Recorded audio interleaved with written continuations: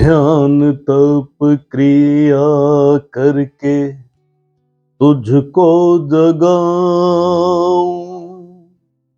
कुछ पाऊं या ना पाऊं, तुझ में समाऊं। तू ही मेरी साधना है, तू ही भक्ति है, तू कुंडलिनी शक्ति है, तू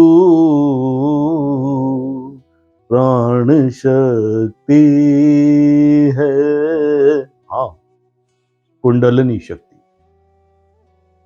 क्रिया कुंडलिनी योग। हम योग की बात करते हैं। यूं तो योग सभी लोग जानते हैं, और जैसा जितना जानते हैं वो एक आम आदमी के लिए काफी है, अच्छा है, सुलभ है, स्वास्थ्यवर्धक है, हर तरह से लाभप्रद है। पर योग है आत्मा से परमात्मा का मिलन। योग है वो तरीका, वो मेथड अपने आप को जानने का कि हम कौन हैं, ये आत्मा है क्या, ये जीव है क्या, और यहां क्यों आया है। देखो, मेजरली ज्ञान मार्ग और क्रिया मार्ग, योग के यूं तो बहुत सारे ब्रांचेज हैं। ज्ञान योग, कर्म योग, राज योग, भक्ति योग, लय योग, नाद योग, कुंडलिनी योग है। पर अगर देखा जाए तो मनुष्य देह में, मनुष्य चेतना में ईश्वरीय तत्व को जानना, आत्म तत्व को जानना, इसके दो मुख्य अंग हैं। एक है ज्ञान मार्ग और एक है क्रिया मार्ग।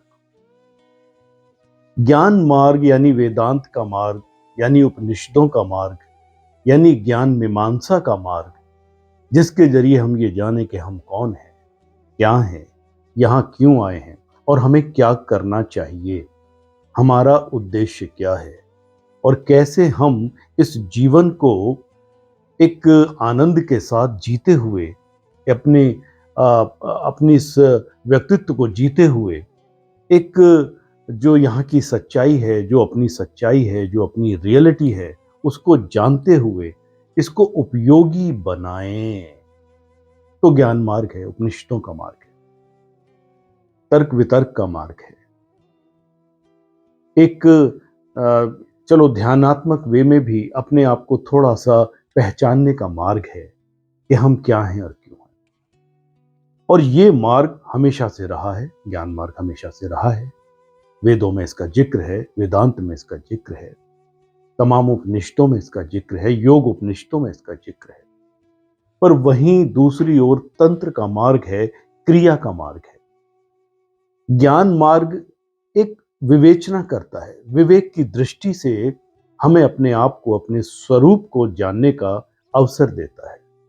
पर जो तंत्र का मार्ग है, जो योग का अगर मैं कहूं तो ज्यादा बेहतर होगा, तांत्रिक योग कहूं तो और बेहतर होगा, और या फिर अपने शब्दों में कह देता हूं, क्रिया कुंडलिनी योग का मार्ग, स्पंदन का मार्ग, क्रिया का मार्ग, डायनामिज्म का मार्ग।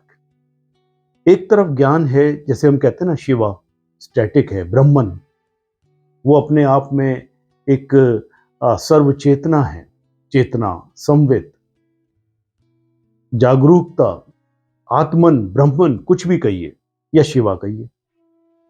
तो जो शिवा का मार्ग है, तंत्र का मार्ग है, उसमें स्पंदन, उसमें शक्ति, उसमें प्राण शक्ति, उसमें डायनामिज्म का जिक्र है। देखो, ज्ञान मार्ग से हम बहुत कुछ समझ सकते हैं, पर आज हर किसी के लिए ज्ञान मार्ग के जरिए ईश्वर तक पहुंचना, अपने आप तक पहुंचना, अपने आप को समझना हमेशा सुलभ और सहायता वाला नहीं है। तो जो दूसरा मार्ग है, क्रिया का मार्ग है, क्रिएटिविटी का मार्ग है, डायनामिज्म का मार्ग है, स्पंदन का मार्ग है, कुछ करने का मार्ग है, कुछ करते हुए खुद को जानने का मार्ग है। और इसीलिए ही इस कल युग में आप देखेंगे कि डायनामिज्म, इंटेंसिटी, स्पीड, क्रिएटिविटी, इन चीजों की कितनी भरमार है। आप अपने आसपास देखिए, आज बहुत सारी ऐसी क्रिएटिविटी आ गई है और मनुष्य दिन पर दिन क्रिएटिव होता ही चला जा रहा है।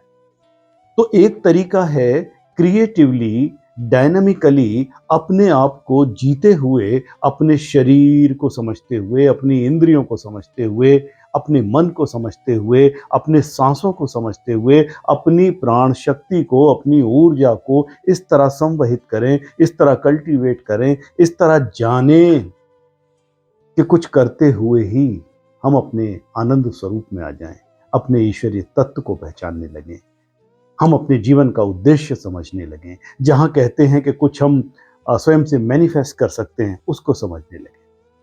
देखिए, डायरेक्ट ध्यान का मार्ग या कहिए ज्ञान का मार्ग, ये हर किसी के लिए नहीं है और हर समय नहीं है, और थोड़ा कठिन भी है, बिल्कुल सही है।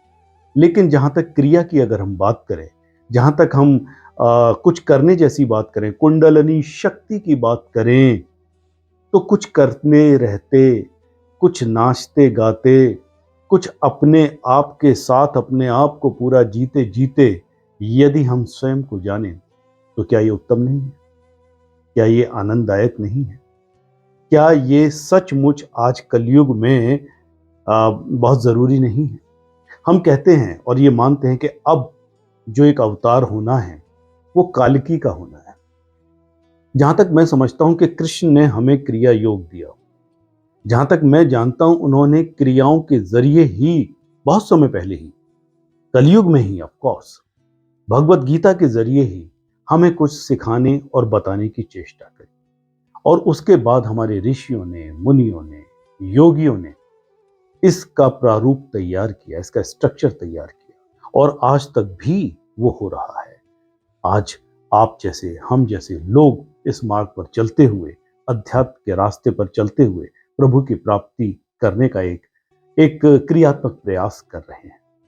तो जो कालकी है मेरे देखे, वो एक ऐसा अवतार है, वो एक ऐसी चेतना है, वो एक ऐसा, अगर हम थोड़ी देर के लिए पर्सोनिफाई कर लेते हैं, एक ऐसा पुरुष या ऐसी स्त्री या ऐसी शक्ति है जो नाचते गाते हुए आएगी, जो क्रिया करते हुए आएगी, जो कुछ सब कुछ क्रियात्मक बना देगी, संगीतात्मक बना देगी, गीत में सब कुछ हो जाएगा, हर चीज काव्यात्मक लगने लगेगी। तो आज जरूरी है कि इस युग में, इस कलयुग में और आज के युग में क्रिया कुंडलनी योग इन अ न्यू लाइट, आप उसे देखें, करें और अपने आप को जानें। जब हम क्रिया कुंडलनी योग करते हैं तो हमें कोई वेद पुराण नहीं पढ़ने हैं, ऑफ कोर्स वहां ज्ञान है। क्रिया कुंडलनी योग अपने आप में, जिस तरह से हम आपके सामने लाते हैं, प्रोपाउंड करते हैं, एक मिश्रण है, एक अमलगमेशन है, ज्ञान का भी, राजयोग का भी, भक्ति का भी, मंत्र का भी, प्राणों का भी, हठयोग का भी, और भी तमाम योगों का एक ऐसा मिश्रण है। और इस तरह से क्रियाएं करते हुए कि हमें पता भी नहीं चलता कि कब हम कैसे अपने शरीर पर, अपनी इंद्रियों पर, अपने मन पर विजय प्राप्त करते हुए, डिसिप्लिन करते हुए अपने गहरे तल, अपनी गहरी अंतर आत्मा तक पहुंचते हैं, उसका साक्षात्कार करते हैं और अपने जीवन को बहुआयामी बनाते हैं, आनंददायी बनाते हैं, क्रियात्मक बनाते हैं। तो आइए चलते हैं इस राह पर और इस कलयुग में करते हैं क्रिया कुंडलिनी योग। योगस्थ भव।